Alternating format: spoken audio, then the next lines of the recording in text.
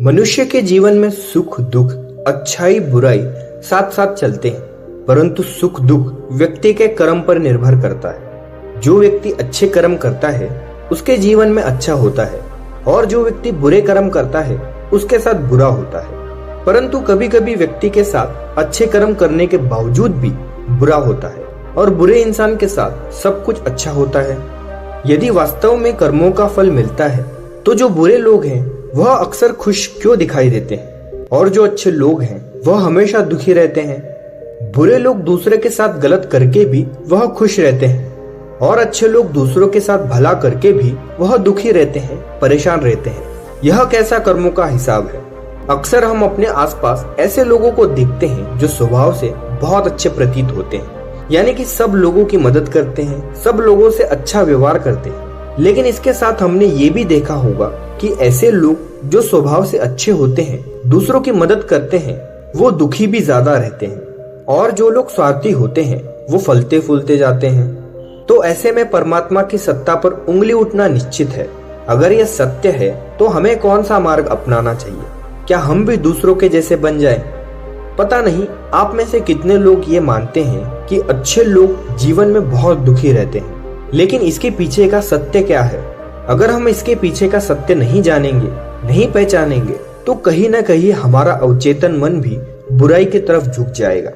इसीलिए अपने मन में ऐसे विचार आने से पहले इस बात की पूरी सच्चाई, पूरा निष्कर्ष निकाल ले, ताकि भविष्य में आपको अपने अच्छे होने पे पश्चाताप न हो, दुख न हो। आज की जो बौद्ध कहानी मैं आपको सुनाने वाला हूँ, उसमें आपको 5 ऐसे तरीके पता चलेंगे जिसके माध्यम से अगर आप कर्म करते हैं तो आप अच्छे कर्म भी कर पाएंगे और दुखी भी नहीं होंगे। इससे पहले कि आप इस कहानी की गहराई में खो जाएं, चैनल को सब्सक्राइब जरूर कर ले। तो चलिए कहानी शुरू करते हैं। एक गांव में आनंद नाम का एक युवक रहता था। उसका भरा पूरा परिवार था। उसके 2 बच्चे थे, उसकी पत्नी थी, लेकिन उसके माता पिता इस दुनिया से चल बसे थे, इसीलिए पूरे परिवार की जिम्मेदारी उसके कंधों पर थी।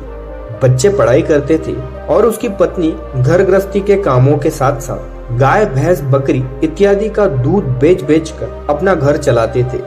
और आनंद पहाड़ में पत्थर तोड़ने का काम करता था। बहुत ही मेहनत भरा काम था। आनंद पूरे दिन काम करता तो रात को थक कर घर वापस लौटता। लेकिन इतनी मेहनत करने के बाद भी अगर गांव का कोई भी आदमी आनंद को मदद के लिए बुलाता तो आनंद कभी भी मना नहीं करता। उसके जीवन का एक ही सिद्धांत था, अगर मैं दूसरों की मदद करूंगा तो परमात्मा मेरा साथ देंगे, परमात्मा मेरे साथ कुछ बुरा नहीं होने देंगे।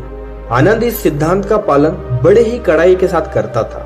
वह इस सिद्धांत पर इतना विश्वास करता था कि अगर कोई अनजान आदमी भी उससे मदद मांग ले तो वो अपने घर के काम को तुरंत छोड़कर उस आदमी की मदद करने के लिए पहुंच जाता। इस वजह से उसकी पत्नी बहुत परेशान रहती थी। वह अक्सर आनंद को समझाने की कोशिश करती थी कि सबसे पहले अपना काम करो, परिवार को देखो, 2 बच्चे हैं हमारे, और फिर भी तुम दूसरों के काम करने में लगे रहते हो। अरे अपने घर को तो संभाल लो, अपना घर संभल नहीं रहा और दूसरों की मदद करने चले हैं। और जब ऐसी ऐसी बातें आनंद के कानों पर पड़ती तो आनंद के हृदय में कांटा सा चुभने लगता। उन दोनों में लड़ाई झगड़ा शुरू हो जाता था। अक्सर उन दोनों की लड़ाई झगड़े का कारण यही होता था। लेकिन ना तो आनंद अपने आप को बदल पाया और ना ही उसकी पत्नी ने कभी उसे समझाना बंद किया। इसी वजह से उनके घर में कलेश होता था। जहाँ तक कि उन गांव वालों की बात थी, वह आनंद के स्वभाव को जानते थे और जानबूझकर जो काम आसान भी होता था, जो उनके सामर्थ्य में भी होता था, उस काम के लिए भी वह आनंद को बुलाते थे ताकि उन्हें कम मेहनत करनी पड़े। कहने का अर्थ यह है कि गांव वाले आनंद की इस भलमसाहत का फायदा उठाते थे, लाभ उठाते थे, और सब पीछे से उसका मजाक उड़ाते थे, उसे बेवकूफ कहते थे। ऐसे ही समय बीत रहा था और एक दिन आनंद की पत्नी बहुत ज्यादा बीमार पड़ गई। आनंद से जो कुछ भी सेवा हो सकती थी उसने वह सब अपनी पत्नी के लिए किया। उसने गांव के वैद्य को बुलाकर अपनी पत्नी की जांच करवाई, लेकिन यह रोग उस वैद्य की पकड़ से बाहर था। लेकिन उस वैद्य ने कहा कि अपनी पत्नी को नगर में जाकर बड़े वैद्य को दिखाओ तो तुम्हारी पत्नी की जान बच सकती है। जल्द से जल्द नगर पहुंचने की व्यवस्था करो, नहीं तो तुम्हारी पत्नी के प्राण संकट में आ जाएंगे। यह सुनकर आनंद के पैरों तले जमीन खिसक गई। उसने यह नहीं सोचा था कि उसके पत्नी के प्राण संकट में है। वह सोच रहा था कि कोई साधारण सा रोग होगा जिसका इलाज हो जाएगा। लेकिन जब उसने वेद की बात सुनी वह घबरा गया। अब पत्नी को नगर तक कैसे ले जाया जाए, क्योंकि उसके पास इतना धन नहीं था कि वह अपनी पत्नी को घोड़ा गाड़ी पे लेटा के नगर ले जा सके। उसके पत्नी की हालत बिल्कुल चलने की भी नहीं थी, इसीलिए उसे ले जाने के लिए घोड़ा गाड़ी की जरूरत थी। संयोग से उसके पड़ोसी धन्नो के पास घोड़ा गाड़ी थी। वह अक्सर अपने व्यापार के लिए अपनी घोड़ा गाड़ी नगर में ले जाया करता था। इसीलिए आनंद के मन में विचार आया कि मैं धन्नो की घोड़ा गाड़ी ले सकता हूँ। मैं धन्नो की इतनी मदद करता हूँ, कभी उसके काम को नहीं टालता, तो वह मेरे काम को कभी मना ही नहीं कर सकता। और यही सोचकर वह धन्नो के पास घोड़ा गाड़ी लेने पहुंच जाता है। लेकिन धन्नो बहुत ही चालाक इंसान था। वह बिना किराए के अपनी घोड़ा गाड़ी अपने सगे संबंधियों को भी नहीं देता था, तो आनंद की तो दूर की बात थी। आनंद ने उसे घोड़ा गाड़ी के बारे में पूछा तो उसने यह कहकर उसका काम टाल दिया कि मेरे घोड़े बहुत ज्यादा बीमार है, वह शायद बच भी मुश्किल से पाएंगे। 5 दिनों से वह कुछ नहीं खा रहे, तो ऐसे में बेचारा घोड़ा कहाँ घोड़ा गाड़ी को नगर तक ले जाएगा। और हाँ, अगर तुम कुछ धन की व्यवस्था कर सकते हो तो मैं अपने मित्र की घोड़ा गाड़ी तुम्हारे लिए मंगवा सकता हूँ। यह सुनकर आनंद परेशान और चिंतित हो गया, क्योंकि उसके पास धन तो था ही नहीं। इसका मतलब उसकी पत्नी नगर में बड़े वेद के पास इलाज के लिए पहुंच ही नहीं पाएगी। उलझन भरे विचार लिए आनंद जब वापस आ रहा था तो उसने एक दिल को झंझोर देने वाला दृश्य देखा। उसने देखा कि धन्नो के घोड़े, जो धन्नो के अनुसार बीमार थे, जो कुछ खा भी नहीं रहे थे, वही घोड़े गांव का ही एक युवक एक बाड़ से खोलकर बाहर ला रहा था और गाड़ी में उसको जोत रहा था। यह देखकर आनंद को तो पहले कुछ समझ में नहीं आया। उसके बाद आनंद ने उस युवक से पूछा तो उसने बताया कि धन्नो ने यह घोड़ा गाड़ी उसे किराए पर दी है। ये सुनकर आनंद का दिल टूट गया। उसने कभी सपने में भी नहीं सोचा था कि उसका मित्र धन्नो कभी ऐसा कर सकता है।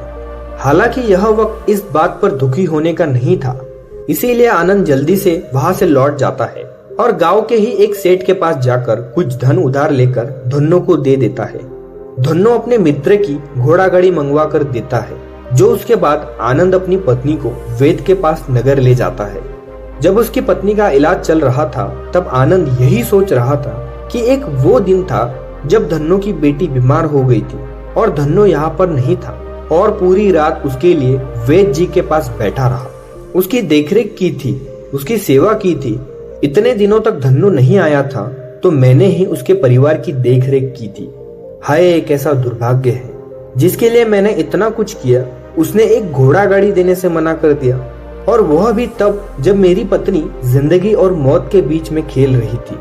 थोड़ी देर बाद वेद बाहर आकर आनंद को एक बहुत बुरी खबर देता है। वह आनंद को बताता है कि उसकी पत्नी को कर्क रोग हो चुका है और इसका कोई भी इलाज नहीं है और इसके पास कुछ समय ही शेष बचा है। यह सुनकर आनंद दुखी होकर वही जमीन पर बैठ गया। उसकी पूरी दुनिया उजड़ने वाली थी और उसे कोई रास्ता नजर नहीं आ रहा था। कुछ समय बाद उसकी पत्नी चल बसी और दोनों बच्चों की जिम्मेदारी उसके कंधों पर आ गई थी। लेकिन यहाँ पर आनंद के सारे सिद्धांत टूट चुके थे, उसके सारे भ्रम खत्म हो चुके थे।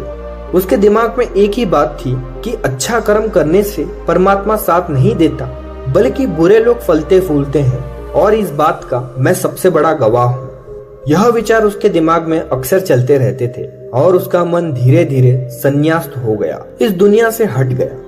और एक दिन ऐसा भी आया जब वह अपने बच्चों को अपने रिश्तेदारों के पास छोड़कर इस देश दुनिया को त्याग कर एक सन्यासी बनने के लिए घर से निकल पड़ा। उसने गांव में किसी को कुछ भी नहीं बताया। किसी को नहीं पता था कि आनंद अचानक कहाँ गायब हो गया। सन्यास की दीक्षा लेने के लिए वह एक बौद्ध भिक्षु के पास पहुंचता है। बौद्ध भिक्षु ध्यान में बैठे हुए थे। ध्यान से बाहर आने के बाद वह बड़े ध्यान से आनंद के चेहरे को देखते हैं और उससे सन्यासी बनने का कारण पूछते हैं। इस पर आनंद अपनी पूरी कहानी उन्हें बता देता है और कहता है कि हे भंते, इस दुनिया से मुझे कुछ भी हासिल नहीं हुआ। मेरा मन इस दुनिया से विरक्त हो चुका है। जब अपने दोस्तों ने ही मेरा साथ नहीं दिया तो इस दुनिया में रहने का क्या मतलब, और इस वजह से मैं सन्यासी बनना चाहता हूँ। यह सुनने के बाद बौद्ध भिक्षु ने उपदेश देना शुरू किया। उन्होंने कहा कि याद रखना भंते, जीवन से विरक्त होकर सन्यासी बनना तुम्हें परम सुख तक कभी नहीं पहुंचा सकता। तुम दुनिया से अपने मन पर एक बोझ लेकर विरक्त हुए हो, तुम दुनिया से परमात्मा की खोज के लिए विरक्त नहीं हुए हो। इस भ्रम में कभी मत रहना। तुम संसार से विरक्त हुए हो क्योंकि संसार ने तुम्हें धोखा दिया, ऐसा तुम्हें लगता है। इसीलिए तुम परमात्मा पर कभी विश्वास नहीं कर पाओगे और ना ही उन पर अपनी पूर्ण आस्था बना पाओगे, और इसीलिए तुम सन्यासी होने का पूरा लाभ कभी नहीं उठा पाओगे। सन्यासी होने का लाभ तब मिलता है जब प्रभु परमेश्वर में, परमात्मा में पूर्ण आस्था बन जाती है। मैं तुमसे पूछ रहा हूँ, क्या तुम्हारी आस्था परमात्मा में है? यह सुनकर आनंद कहता है कि भंते, मैं तो दुनिया देख कर आया हूँ कि जो बुरे कर्म करते हैं वह फलते फूलते हैं, और जो अच्छे कर्म करते हैं उसे प्रभु कभी कुछ नहीं देता। परमात्मा उसे दुख ही दुख देता है। इसीलिए मैं परमात्मा पर पूर्ण आस्था कैसे बना सकता हूँ? यह सुनकर उस बौद्ध भिक्षु ने कहा कि यही तो मैं तुम्हें समझाना चाहता हूँ कि तुम पूरी ऊर्जा अपने सन्यासी जीवन में लगाओ और उसके बाद भी तुम्हें फल प्राप्त न हो तो तुम्हें कैसा लगेगा। इसीलिए किसी की मदद करने के मैं तुम्हें 5 सिद्धांत बताता हूँ। यह सिद्धांत समझकर संसार में वापस लौट जाओ और संसार में एक ग्रस्त जीवन जियो। उसके बाद ही सन्यासी जीवन उदय होता है। जब हम अपने ग्रस्त जीवन को पूर्ण रूप से समझ लेते हैं और अपनी जिम्मेदारियों का निर्वाह कर देते हैं। यह कहकर बौद्ध भिक्षु ने कहना शुरू किया कि जब भी तुम किसी की सहायता करते हो, किसी की मदद करते हो, तो उसमें से सबसे पहली बात, सबसे पहला सिद्धांत ध्यान में रखने का होता है। वह होता है कि किसी की मदद करते वक्त कभी भी उससे उम्मीद मत रखना। यह मत सोचना कि आज मैंने उसकी सहायता कर दी, मदद कर दी, तो कल बदले में यह भी मेरी मदद करेगा, सहायता करेगा। अगर तुम ऐसा सोचोगे तो जीवन में दुखों का सामना करना ही पड़ेगा, क्योंकि एक नहीं तो दूसरा नहीं तो तीसरा, कोई ना कोई तुम्हारी उम्मीद जरूर तोड़ेगा। और वास्तविकता में वह मदद या सहायता नहीं होती, वह हमारे लालच का ही एक रूप होता है। हम वह सहायता निर्भय रूप से नहीं कर रहे। हमारे मन में लालच का भाव है, हमारे मन में बदले का भाव है। हम ये सोचकर मदद करते हैं कि किसी की मदद कर देता हूँ तो कल यह मेरी भी मदद करेगा, और यही लालच हमें अक्सर उन लोगों की मदद करने पर विवश करता है जो किसी न किसी रूप में धनवान होते हैं, और हमें लगता है कि कल यह आदमी धन के द्वारा मेरी मदद कर सकता है। और इसीलिए जिस इंसान को वास्तविकता में मदद की आवश्यकता हो सकती है कि वह गरीब हो, लेकिन हमारा मन अपनी लालच में वशीभूत होकर उसकी मदद कभी नहीं करेगा। इसीलिए किसी की मदद, सहायता करने के विचार को विस्तार दो। केवल एक प्रकार के वर्ग के लिए अपनी सहायता या अपनी मदद पेश मत करना, सबके लिए समान होनी चाहिए। जरा सोचो, एक तरफ तुम्हारा मित्र हो जिसके पास धन है, संपदा है, और दूसरी तरफ कोई गरीब औरत हो जो भूखी बैठी हुई है। दोस्त तुमसे कहता है कि यार आज तो खाने के लिए कुछ अच्छे अच्छे पकवान मंगवा लो बाजार से, और दूसरी तरफ वह औरत तुमसे सूखी रोटी मांग रही है, तो तुम किसकी मदद करोगे? कौन मदद का हकदार सबसे पहले है? सबसे पहले हमारा काम, कर्तव्य बनता है कि उस औरत की भूख मिटाए, लेकिन अक्सर इंसान ऐसा नहीं सोचता। वह अपने दोस्त को तो खिला देगा, उसको तो बाजार से बहुत महंगी वस्तु मंगा देगा, लेकिन किसी गरीब को उसकी भूख मिटाने के लिए पैसा या धन नहीं देगा। दूसरी बात जो ख्याल में रखने की है वह ये है कि सहायता करते वक्त हमारा लालच कभी भी उसके साथ नहीं जुड़ा होना चाहिए। अक्सर हम किसी की मदद करते हैं तो हमारा लालच और हमारा स्वार्थी उसके साथ जुड़ा होता है, और हम अपने भविष्य की योजना तैयार करके उस आदमी की मदद करते हैं। हम ये सोचते हैं कि अगर इसका मैं ये काम करूंगा तो भविष्य में ये आदमी मेरा वह काम पूरा करेगा। वह सहायता, वह मदद बिल्कुल भी परमात्मा के द्वार को नहीं खटखटाता, क्योंकि वह लालच है। जाहिर है आप अपने आप को धोखा देने के लिए लालच को एक सहायता, एक मदद का रूप दे रहे हैं। तीसरी बात जो ख्याल में रखने की है कि अपने समर्थ के हिसाब से दूसरों की मदद करें। कभी भी एक ग्रस्त आदमी को दूसरों की इतनी मदद नहीं करनी चाहिए जिससे कि उसका परिवार और उसके बच्चे कष्ट में जीवन बिताए। सबसे पहला फर्ज हमारा होता है अपने परिवार को सुखी रखना, उनकी जरूरतें पूरी करना, और उसके बाद दूसरों की मदद करना। लेकिन कुछ लोग दूसरों की मदद पहले करते हैं और अपने परिवार को तवज्जो कम देते हैं, जिससे लड़ाई झगड़े आए दिन बढ़ते रहते हैं। यह सब हम अपने समाज में देखते रहते हैं, अपने आसपास। अगली बात जो ख्याल में रखने की होती है वो ये है, अपना कर्म, अपनी जिम्मेदारी पहले निभानी होती है। हम अपना कर्म, अपना काम छोड़कर पहले दूसरों की मदद करने के लिए चले जाते हैं, और जब दूसरा बदले में हमारी मदद नहीं करता तो हमारा दिल दुखी हो जाता है। हम सोचते हैं कि मैंने तो अपना काम छोड़कर उस आदमी की मदद की थी और वह आदमी मेरी मदद ही नहीं कर रहा। इसीलिए अपना कर्म सर्वोपरि, अपना कर्म सबसे ऊपर, क्योंकि वही कर्म करने के लिए हमारा इस दुनिया में जन्म हुआ है। और सबसे आखिर में जो बात समझने की है वो ये है कि परमात्मा की मर्जी से ही सब कुछ होता है। हमारा कर्तव्य है हमारे कर्म को करते जाना। करनी भरनी तो ऊपर वाले के हाथ में है, इसीलिए जो कुछ भी होता है सब ऊपर वाले पर छोड़ दो। अगर तुम्हें कोई भी देता है तो यह समझ कर चलो ऊपर वाले की करनी है। आप ये मानकर चलो मैं करता नहीं हूँ, मैं तो एक माध्यम हूँ, करवाने वाला तो वो है, उसके सामने किसी की मर्जी चली।